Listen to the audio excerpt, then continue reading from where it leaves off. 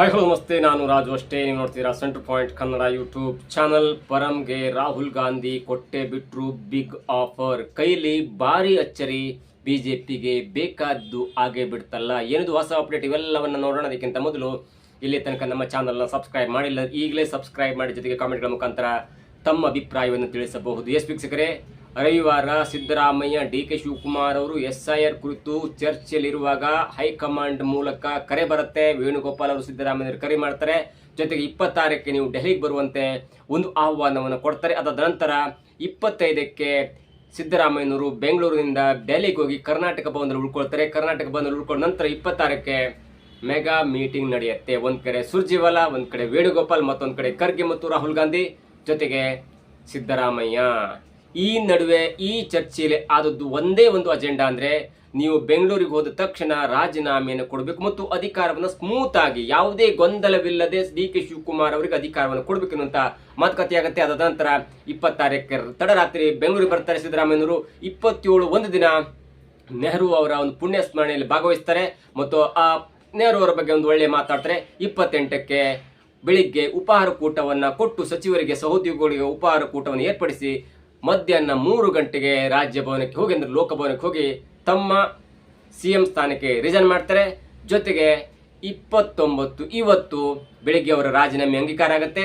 ಜೊತೆಗೆ ಡೆಲ್ಲಿಗೆ ಹೋದಂತ, ನಿನ್ನೆ ತಡರಾತ್ರಿ ಡೆಲ್ಲಿಗೆ ಹೋದಂತ ಸಿದ್ದರಾಮಯ್ಯನವರು ಕೃತಜ್ಞತಾ ಭಾವವಾಗಿ ಧನ್ಯವಾದವನ್ನು ಅರ್ಪಿಸಲಿಕ್ಕೆ ಸೋನಿಯಾ ಗಾಂಧಿ ನಿವಾಸಕ್ಕೆ ಹೋಗ್ತಾರೆ. ರಾಹುಲ್ ಗಾಂಧಿ ಅವರ ಜೊತೆ ಮಾತಾಡ್ತಾರೆ, ಖರ್ಗೆ ಅವರ ಜೊತೆ ಮಾತಾಡ್ತಾರೆ ಮತ್ತು ಹೀಗೆ ದೊಡ್ಡ ನಾಯಕರ ಜೊತೆ ಮಾತಾಡಿ ಧನ್ಯವಾದವನ್ನ ಅರ್ಪಿಸ್ತಾರೆ. ತನಗೆ ಅವಕಾಶವನ್ನ ಕೊಟ್ಟಂತ ದೊಡ್ಡ ನಾಯಕ, ಹೈಕಮಾಂಡ್ ನಾಯಕರಿಗೆ ದೊಡ್ಡದಾದಂತ ಒಂದು ಕೃತಜ್ಞತಾ ಭಾವ ಅಥವಾ ಥ್ಯಾಂಕ್ಸ್ ಹೇಳುವಂತ ಒಂದು ಅವಕಾಶವನ್ನ ಪಡ್ಕೋತಾರೆ. ಆದ್ರೆ ಇಲ್ಲಿ ಆಗಿದಂತ ಕತೆ ಇದೆಯಲ್ಲ, ಈಗ ಒಂದೊಂದೇ ಬೆಳಕಿಗೆ ಬರ್ತಿದೆ. ಸಿದ್ದರಾಮಯ್ಯನವರನ್ನ ರಾಹುಲ್ ಗಾಂಧಿ ಮತ್ತು ಖರ್ಗೆ ಅವರು 1 ಗಂಟೆಗಳ ಕಾಲ ಇವತ್ತು ಮಾತನಾಡಿದ್ದಾರೆ. ಅವರಿಗೆ ಈ ಹಿಂದೆ ಕೂಡ ಆಫರ್ ಕೊಡಲಾಗಿತ್ತು. ರಾಜೀನಾಮೆ ಕೊಡುವ ಸಂದರ್ಭದಲ್ಲಿ ಕೊಡುವಂತೆ ಮೊದಲು ಒಂದು ಆಫರ್ ಅನ್ನು ಮಾಡಲಾಗಿತ್ತು. ಅದು ನೀವು ರಾಜ್ಯಸಭಾ ಸ್ಥಾನಕ್ಕೆ ಬರಬೇಕು, ನೀವು ರಾಷ್ಟ್ರ ರಾಜಕಾರಣಕ್ಕೆ ಬರಬೇಕು, ಜೊತೆಗೆ ನಿಮಗೆ ರಾಜ್ಯಸಭೆಯ ವಿರೋಧ ಪಕ್ಷದ ನಾಯಕನ ಸ್ಥಾನವನ್ನು ಕೊಡ್ತೇವೆ, ನೀವು ಅದನ್ನು ನಿಭಾಯಿಸಲೇಬೇಕು, ನೀವು ಮೋದಿ ಅವರ ವಿರುದ್ಧ ಹೋರಾಡಬೇಕು. ಜೊತೆಗೆ ನೀವು OBC ನಾಯಕರಾಗಿರೋದ್ರಿಂದ, ನಿಮಗೆ OBCಗಳ ಬಗ್ಗೆ ಒಂದು ಕಾಳಜಿ ಇರೋದ್ರಿಂದ ಮತ್ತು ಅದರ ಬಗ್ಗೆ ಹೆಮ್ಮೆ ಇರೋದ್ರಿಂದ, ಜೊತೆಗೆ ಅವರ ಬಗ್ಗೆ ಕಾಳಜಿ ಮತ್ತು ಅವರ ಬಗ್ಗೆ ಒಂದು ಮನಸ್ಸಿರೋದ್ರಿಂದ ನೀವು ನೇರವಾಗಿ ಮೋದಿ ವಿರುದ್ಧ ವಾಗ್ದಾಳಿ ಮಾಡಲಿಕ್ಕೆ ನೀವು ಸೂಕ್ತ ವ್ಯಕ್ತಿ. ಜೊತೆಗೆ 17 ಬಜೆಟ್ ಅನ್ನ ಮಂಡನೆ ಮಾಡಿದ ಅನುಭವ ಇದೆ. ಹೀಗಾಗಿ ನಿಮ್ಮ ವಿರುದ್ಧ ಮೋದಿ ಮತ್ತು ರಾಜ್ಯಸಭೆಯಲ್ಲಿ ಯಾರೇ ಮಾತಾಡ್ಲಿಕ್ಕೆ ಅವ್ರು ಹೆದರ್ತಾರೆ. ಯಾಕಂದ್ರೆ you have got a knowledge ಅನ್ನೋ ದೃಷ್ಟಿಯಲ್ಲಿ, ನಿಮಗೆ ಅದ್ರ ಬಗ್ಗೆ ಡೀಪ್ ನಾಲೆಜ್ ಇದೆ ಅನ್ನೋ ದೃಷ್ಟಿಯಲ್ಲಿ ದೊಡ್ಡ ದೊಡ್ಡ ನಾಯಕರು ಕೂಡ, ಬಿಜೆಪಿ ನಾಯಕರು ಕೂಡ ನಿಮ್ಮ ಜೊತೆ ಮಾತಾಡಿ ಹೆದರ್ತಾರೆ. ನೀವು ಆರಾಮಾಗಿ ರಾಜ್ಯಸಭೆಯ ಸದಸ್ಯರ, ವಿರೋಧ ಪಕ್ಷದ ನಾಯಕರಾದ್ರೆ ನೀವು ಒಂದು ಒಳ್ಳೆಯ ನಾಯಕರಾಗಬಹುದು. ಮುಂದಿನ ದಿನಗಳಲ್ಲಿ ಕಾಂಗ್ರೆಸ್ ಪಕ್ಷ ಅಧಿಕಾರಕ್ಕೆ ಬಂದರೆ ನೀವು ಕೂಡ ರಾಷ್ಟ್ರ ರಾಜಕಾರಣದಲ್ಲಿ, ಸರ್ಕಾರದಲ್ಲಿ, ಕೇಂದ್ರ ಸರ್ಕಾರದಲ್ಲಿ ಆರ್ಥಿಕ ಸಿಚಿವರು ಆಗಬಹುದು ಎನ್ನುವಂತ ಒಂದು ಆಫರ್ನ ಕೊಟ್ಟರು. ಮೊದಲ ಬಾರಿಗೆ ಆ ದಿನ 26ನೇ ತಾರೀಕು ಸ್ವಲ್ಪ ಹಿಂಜರಿಕೆ ಆದ್ರೂ ಕೂಡ ಈಗ ಖರ್ಗೆ ಅವರು ಸ್ವತಃ ಸಿದ್ದರಾಮಯ್ಯನವರನ್ನ ಮನವೊಲಿಸಿದ್ದಾರೆ. ನೀವು ಹೇಳಿದ ಕೂಡಲೇ ರಿಸೈನ್ ಮಾಡಿದ್ರಿ, ಹೀಗಾಗಿ ನಾನು ಕೂಡ ನಿಮಗೊಂದು ಒಳ್ಳೆಯ ಅವಕಾಶವನ್ನು ಕೊಡ್ತೆ. ನನ್ನ ರಾಜ್ಯಸಭೆಯ ಅವಧಿ ಮುಕ್ತಾಯವಾಗುತ್ತೆ ಜೂನ್ 18ಕ್ಕೆ. ಹಾಗಾಗಿ ಆ ತೆರವಾದ ಜಾಗದಲ್ಲಿ, ಅಂದ್ರೆ ನನ್ನ ರಾಜ್ಯಸಭಾ ಸದಸ್ಯ ಹೋಗೋದ್ರ ಜೊತೆಗೆ ನಾನು ಈಗ ರಾಜ್ಯಸಭೆ ವಿರೋಧ ಪಕ್ಷದ ನಾಯಕನಾಗಿದ್ದೇನೆ, ಅದು ಆಟೋಮೆಟಿಕಲಿ ಅದು ಡೌನ್ ಆಗುತ್ತೆ. ಹೀಗಾಗಿ ನೀವು ರಾಜ್ಯಸಭಾ ಸದಸ್ಯರಾಗಿ ಅದಾದ ನಂತರ ರಾಜ್ಯಸಭೆಯ ವಿರೋಧ ಪಕ್ಷದ ನಾಯಕನಾಗಲಿಕ್ಕೆ ನಿಮ್ಗೆ ಒಂದು ಒಳ್ಳೆಯ ಆಫರ್ ಇದೆ, ನೀವು ಇದನ್ನು ಒಪ್ಪಿಕೊಳ್ಳಬೇಕು ಎನ್ನುವಂತ ಒತ್ತಾಯದ ಮೇರೆಗೆ ಅಕ್ಷರಶಃ ಒಪ್ಕೊಂಡಿದ್ದಾರೆ ಎನ್ನುವಂತ ಮಾಹಿತಿ ಬರ್ತಿದೆ. ಅದು ನೋಡಬೇಕು. ಯಾವುದೇ ಬೇಡಿಕೆ ಇಡದಂತ ಸಿದ್ದರಾಮಯ್ಯನವರು, ನಾನು ರಾಜ್ಯ ರಾಜಕಾರಣದಿರ್ತೇನೆ, ನನಗೆ 2 ವರ್ಷ MLA ಅವಕಾಶ ಇದೆ, ನಾವು ಕ್ಷೇತ್ರದ ಕಡೆ ಗಮನ ಕೊಡಬೇಕು ಮತ್ತು ನನ್ನ ಕ್ಷೇತ್ರ ಜನತೆಗೆ ಸ್ವಲ್ಪ ಟೈಮ್ ಅನ್ನು ಕೊಡಬೇಕು ಅನ್ನುವಂತ ಮಾತನ್ನು ಹೇಳಿದ್ರು. ಆದ್ರೆ ಸ್ವತಃ ಖರ್ಗೆ ಅವರು ಒಪ್ಪಿಸಿದ್ದಾರೆ ಎನ್ನುವಂತ ಮಾತು ಕೂಡ ಕೇಳಿ ಬರ್ತಾ ಇದೆ. ಯಾಕಂದ್ರೆ ಖರ್ಗೆ ಅವರು ವಿರೋಧ ಪಕ್ಷದ ನಾಯಕರಿಂದ ಹೊರ ಬಂದ್ರೆ ಅದು ರಾಜ್ಯದಲ್ಲಿ ಪ್ರಿಯಾಂಕ್ ಖರ್ಗೆ ಅವರಿಗೆ ಒಂದು ಒಳ್ಳೆಯ ಅವಕಾಶ ಆಗುತ್ತೆ ಮತ್ತು DCM ಹುದ್ದೆ ಕೊಡುವಂತ ಸಾಧ್ಯತೆ ಇದೆ ಅನ್ನುವಂತ ಲೆಕ್ಕಾಚಾರ ಹೈಕಮಾಂಡ್ ಮುಂದಿದೆ ಮತ್ತು ಖರ್ಗೆ ಅವರ ಅತ್ಯಂತ ಬುದ್ಧಿವಂತಿಕೆಯ ಲೆಕ್ಕಾಚಾರ ಕೂಡ ಇದು.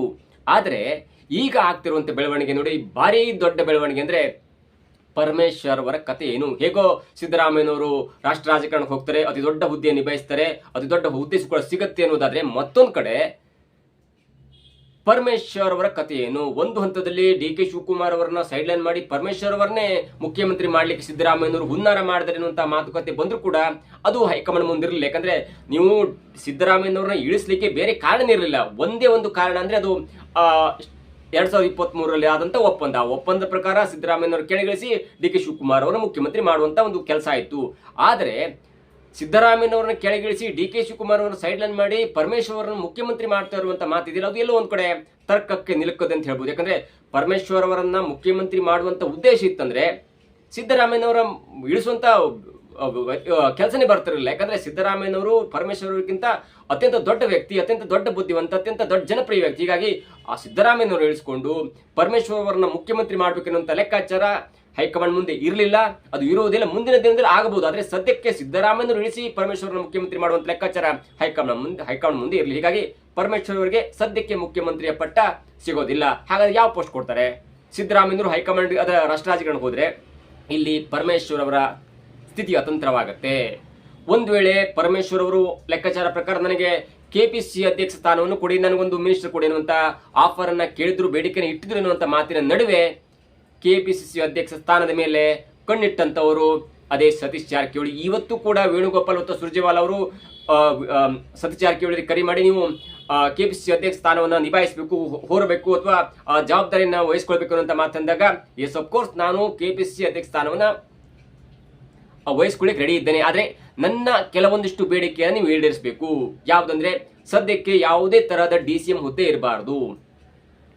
ಯಾಕಂದ್ರೆ ನಾನು 2028ರಲ್ಲಿ ಮುಖ್ಯಮಂತ್ರಿ ಅಭ್ಯರ್ಥಿ ಅನ್ನುವಂತ ಒಂದು ಘೋಷಣೆ ಆಗುತ್ತೆ, ಅಥವಾ ನಾನು ಕೂಡ ಆಕಾಂಕ್ಷಿ ಆಗಿದ್ದೇನೆ. ಒಂದ್ ವೇಳೆ ಈಗಲೇ ನೀವು 4-5 ಜನ DCM ಒಂದು DCM ಮಾಡಿದ್ರೆ ಅವರು ಕೂಡ ನೆಕ್ಸ್ಟ್ ಹಂತಕ್ಕೆ ಸಿಎಂ ಆಗುವಂತ ಒಂದು ಕ್ಯಾಂಡಿಡೇಟ್ ಆಗಿ ಪ್ರೊಜೆಕ್ಟ್ ಆಗ್ತಾರೆ. ಹೀಗಾಗಿ ನನ್ನ ಮೊದಲ ಬೇಡಿಕೆ ಯಾವುದೇ ಕಾರಣಕ್ಕೂ ಕೂಡ ಕರ್ನಾಟಕದಲ್ಲಿ ಸಿಎಂ ಬಿಟ್ಟು DCM ಹುದ್ದೆ ಸದ್ಯಕ್ಕೆ ಇರಬಾರದು ಎನ್ನುವಂತ ಒಂದು.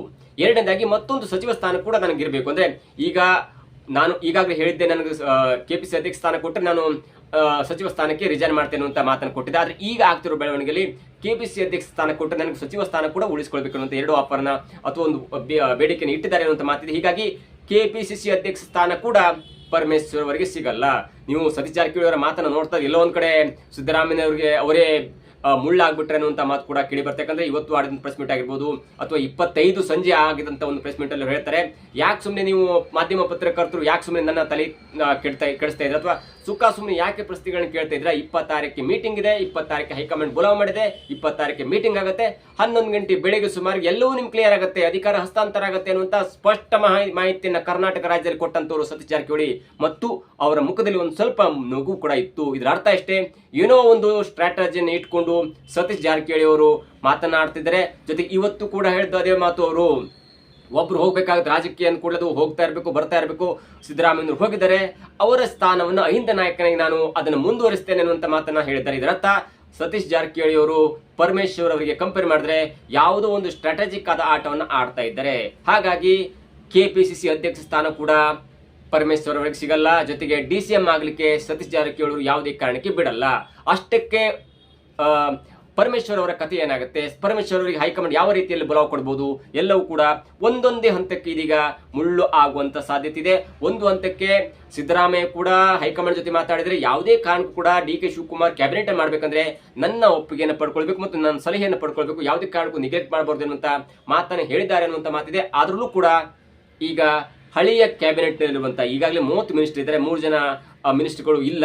ಒಂದು KN ರಾಜಣ್ಣ ಆಗಿರ್ಬೋದು, ಅವ್ರು ರಿಸೈನ್ ಮಾಡಿ ಬಂತು. ನಾಗೇಂದ್ರ ಅವರ ಪೋಸ್ಟ್ ಈಗಲೂ ಖಾಲಿ ಇದೆ. ಜೊತೆಗೆ D ಸುಧಾಕರ್ ಅವರ ಒಂದು ಹುದ್ದೆ ಕೂಡ ಖಾಲಿ ಇದೆ. ಹೀಗಾಗಿ 33 ಸಚಿವ ಸಂಪುಟ ಸ್ಥಾನದಲ್ಲಿ 30 ಫಿಲ್ ಅಪ್ ಆಗಿದೆ, 3 ಖಾಲಿ ಇದೆ. ಈ 30ರಲ್ಲಿ 17 ಜನರನ್ನ ಕಿಕ್ಔಟ್ ಮಾಡುವಂತ ಮತ್ತೆ ಮರು ಸೇರ್ಪಡೆ ಆಗಲ್ಲ ಎನ್ನುವಂತ ಸ್ಪಷ್ಟ ಮಾಹಿತಿಯನ್ನು ಇದೀಗ ಹೈಕಮಾಂಡ್ DK ಶಿವಕುಮಾರ್ ಅವರಿಗೆ ಕೊಟ್ಟಿದೆ. ಮತ್ತು DK ಶಿವಕುಮಾರ್ ಕೂಡ ಕ್ಯಾಬಿನೆಟ್ ರಚನೆ ಮಾಡುವಲ್ಲಿ ಒಂದು ಈಗ ಪ್ರಯತ್ನವನ್ನು ಕೂಡ ಮಾಡ್ತಾರೆ. ಅವರು ಕೂಡ ದೆಹಲಿ ಇದ್ದಾರೆ. ಅದ್ರ ಮುಖ್ಯವಾಗಿ ದೆಹಲಿಯಲ್ಲಿ ಇದ್ಕೊಂಡು ಬೈರತಿ ಸುರೇಶ್ ಅವರ ಜೊತೆ ಮಾತುಕತೆ ಆಡ್ತಾ ಇದ್ದಾರೆ. ಅದು ಒಂದು ಒಳ್ಳೆ ಅಚ್ಚರಿಯ ಸಂಗತಿ. ಯಾಕಂದ್ರೆ ಬೈರತಿ ಸುರೇಶ್ ಅಂದ್ಕೊಳ್ಳಿ ಅದು ಸಿದ್ದರಾಮಯ್ಯನವರ ದತ್ತು ಪುತ್ರ ಎನ್ನುವಂತ ಲೆವೆಲ್ಗೆ ಮಾತಾಗ್ತಿತ್ತು. ಇದರ ನಡುವೆ ಪರಮೇಶ್ವರ್ ಅವರ ಮುಂದಿನ ಕಥೆ ಏನು? ಈಗ ಬಂದ ಸುದ್ದಿಯ ಪ್ರಕಾರ MB ಪಾಟೀಲ್ ಮತ್ತು ಪರಮೇಶ್ವರ್ ಅವರಿಗೆ ಹೈಕಮಾಂಡ್ ಬುಲಾವನ್ನು ಕೊಟ್ಟಿದೆ ದೆಹಲಿಗೆ ಬರುವಂತೆ. ಇದರ ಅರ್ಥ ಇಷ್ಟೇ, ನೀವು ಮುಂದಿನ ದಿನಗಳಲ್ಲಿ ಸಚಿವರೇ ಆಗಿ ಇರೋದಿಲ್ಲ. ಜೊತೆಗೆ ನೀವು ಇಬ್ಬರಲ್ಲಿ ಒಬ್ಬರು ಪಕ್ಷದ ಸಂಘಟನೆಗೆ ತೆಗೆದುಕೊಳ್ಬೇಕು ಅಥವಾ ಕೆಪಿಸಿಸಿ ಕಾರ್ಯಾಧ್ಯಕ್ಷರಾಗಬೇಕು, ಮತ್ತೊಬ್ಬರು ಸ್ಪೀಕರ್ ಆಗಿ ಕಾರ್ಯವನ್ನು ನಿರ್ವಹಿಸಬೇಕು. MB ಪಾಟೀಲ್ ಅವರು ಬೃಹತ್ ಕೈಗಾರಿಕಾ ಸಚಿವರಾಗಿದ್ದರು, ಅವರಿಗೆ ಸರ್ಕಾರ ಎಲ್ಲವನ್ನು ಕೊಟ್ಟಿದೆ.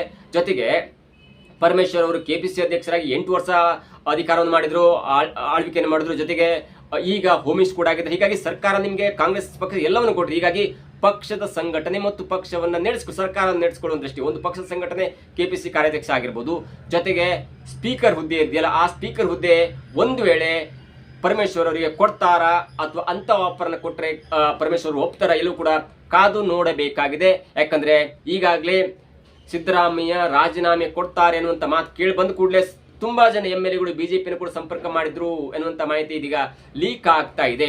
ಇದರ ಅಷ್ಟು ಸಾರಾಂಶ ಇಷ್ಟೇ, ಇದೀಗ ಕಾಂಗ್ರೆಸ್ ಹೈಕಮಾಂಡ್ ಪರಮೇಶ್ವರ್ ಅವರಿಗೆ ಸ್ಪೀಕರ್ ಆಗಿ ಅನ್ನುವಂತ ಒಂದು ಆಫರ್ನ ಕೊಟ್ಟಿದೆ.